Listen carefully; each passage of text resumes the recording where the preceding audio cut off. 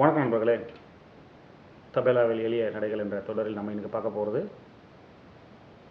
Tun நா key ட தா கு. இது எல்லாமே நமக்கு தெரிஞ்ச சொல்லு தான். தனித்தனியாக ப்ராக்டிஸ் பண்ணியிருந்தோம். இப்போ அது எல்லாத்தையும் சேர்த்து ஒரு பாடமாக பண்ண போகிறோம்.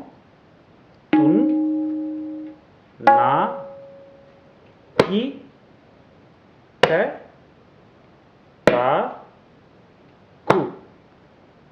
1 2 3 4 துன் டு நா டு கீ ட தா கு.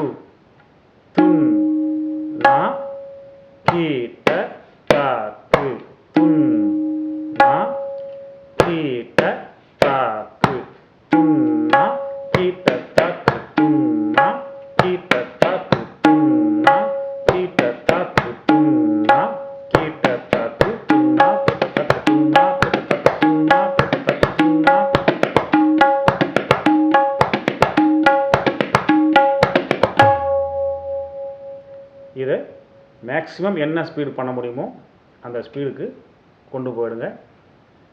ஆக்சுவலாக ஃபஸ்ட்டு ஸ்பீடு ஒரு முறை, செகண்ட் ஸ்பீடு 2 முறை, தேர்ட் ஸ்பீடு 4 முறை, fourth speed 8 times, fifth speed 16 times. இப்படி தான் நம்ம ப்ராக்டிஸ் பண்ணணும்.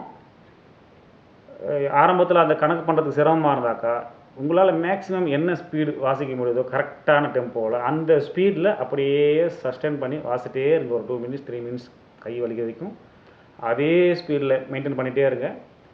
அது உங்களுக்கு பிற்காலத்தில் ஒரு நடை வாசிக்கும் போது நமக்கு ஈஸியாக வாசிக்கிறதுக்கு சப்போர்ட் பண்ணும். நன்றி, வணக்கம்.